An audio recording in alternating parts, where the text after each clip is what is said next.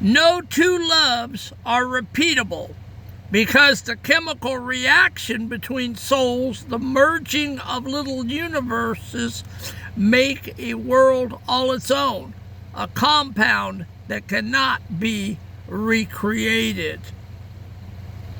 And that comes from the Pivot Year Devotion by Brianna Wiest. Today is day 187, and welcome into Monday morning. Hopefully everyone had a great 4th of July, and we celebrated the country's 250th birthday, and we are now back to work, back to our regular lives, and I am welcoming all 299 of you into the class. I want to give a round of applause. We picked up about 4 to 5 people like that over yesterday's little treasure and devotion.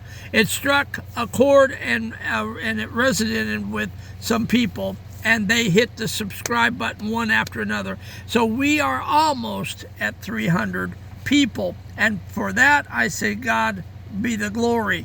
The more the merrier.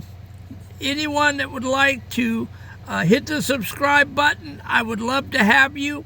If you are traumatized, sexually assaulted, school bullied, triggering, trying to figure out your mess, hit that subscribe button, join the classroom. We meet here every day of the year, 365 days a year.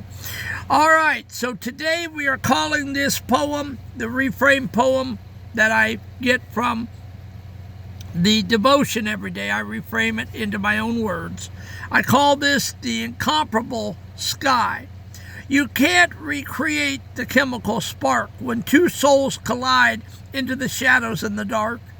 It's a brand new compound, a universe made, a distinct kind of light that won't ever fade.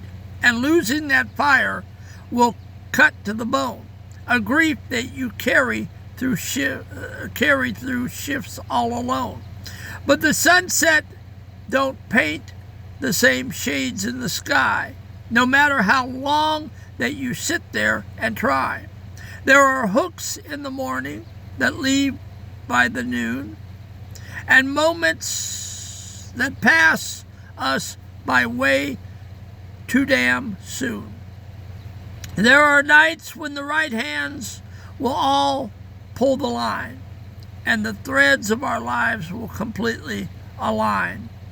When the laughter will ring till the moon starts to rise, and the truth of your fellowship opens your eyes.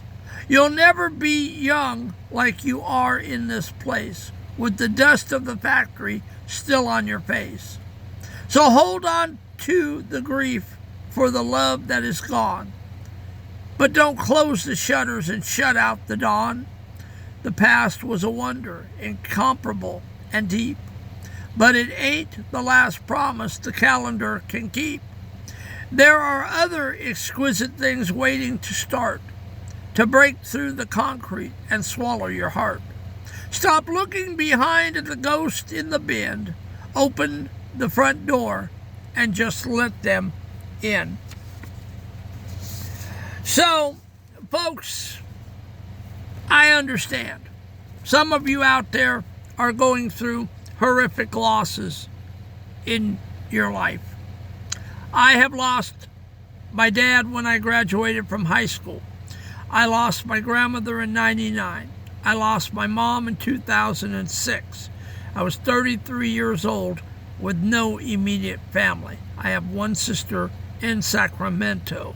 In 2020, my best friend Tom Keeling died in his sleep from a blood clot to the lung during COVID.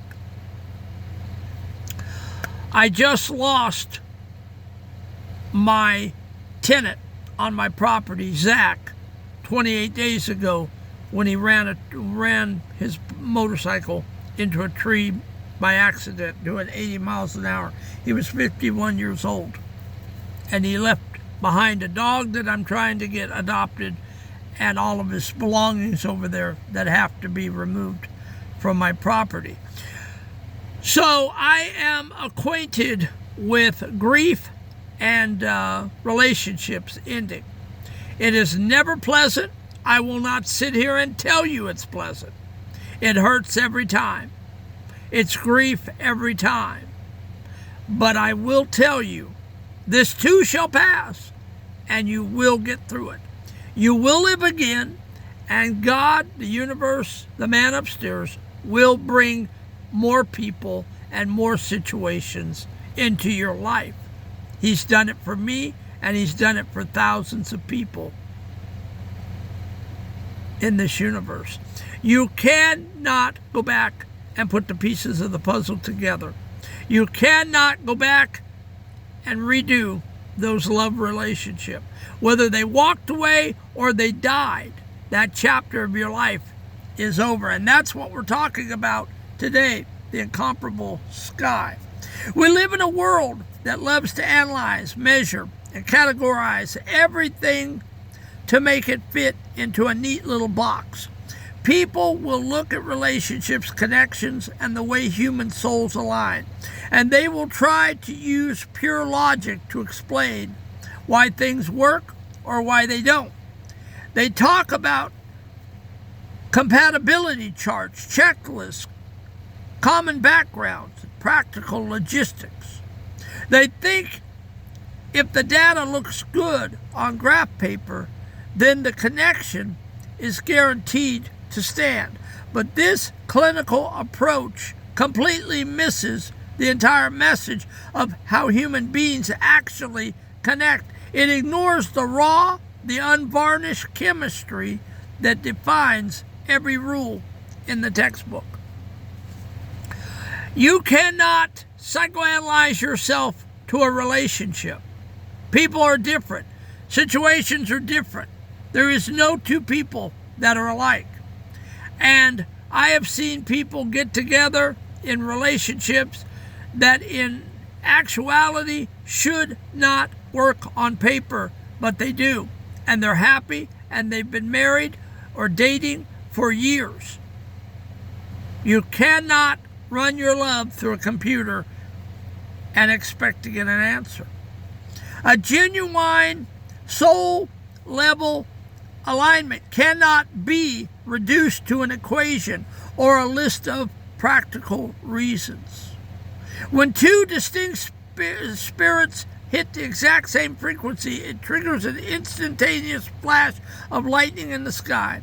It doesn't ask for permission from your circumstances. It doesn't care about the timing, and it doesn't pay any attention to the critics or bystanders looking on from the sidelines.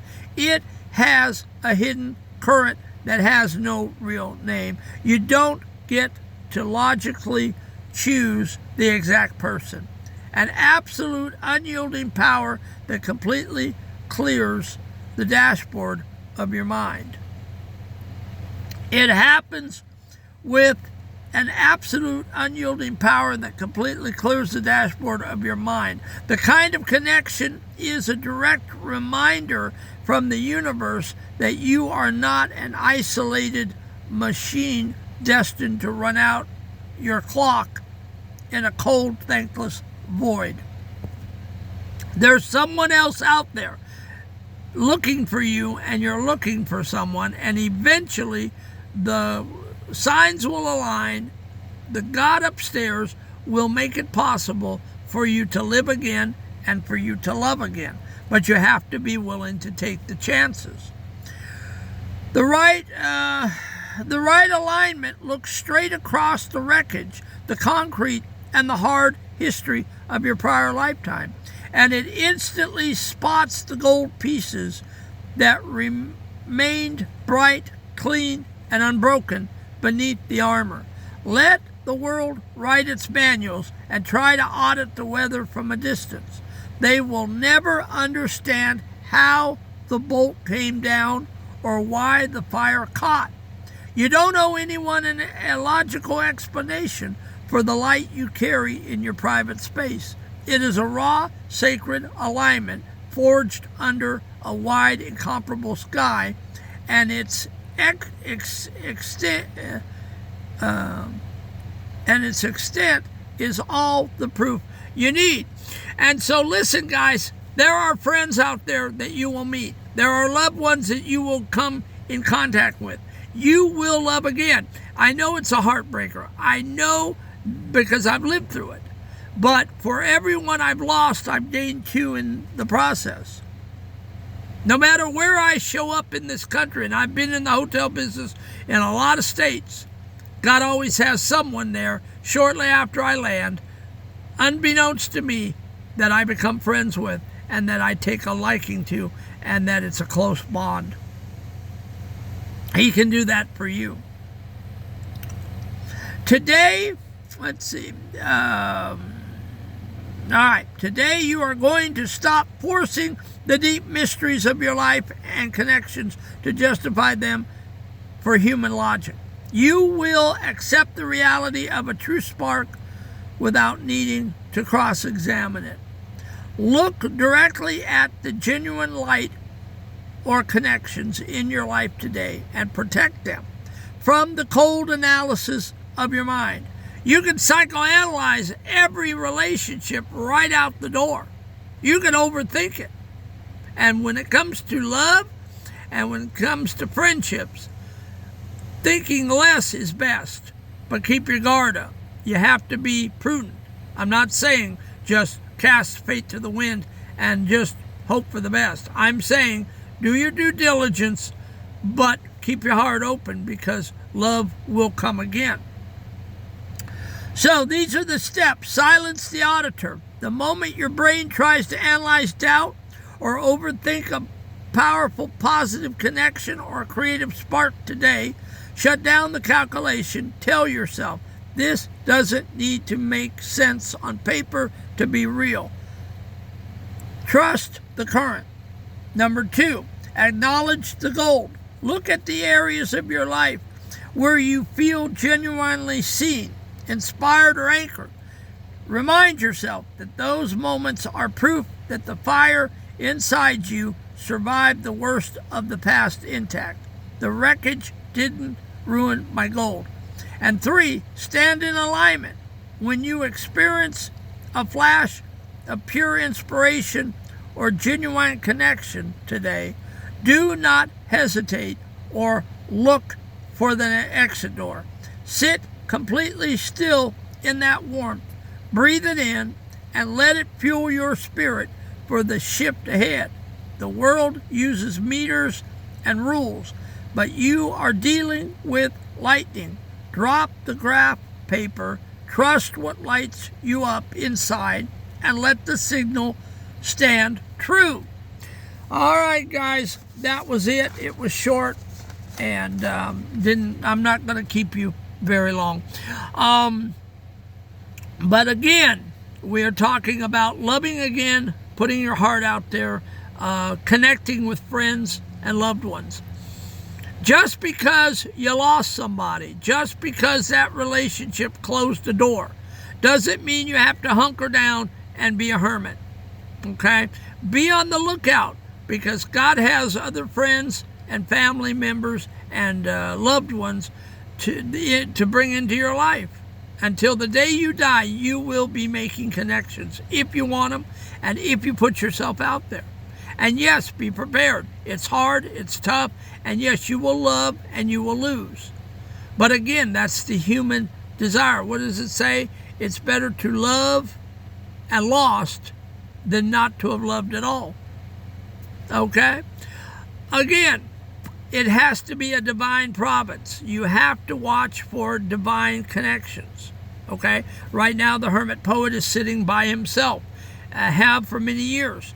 I am married to God. I'm playing the monk. I don't know what you call it.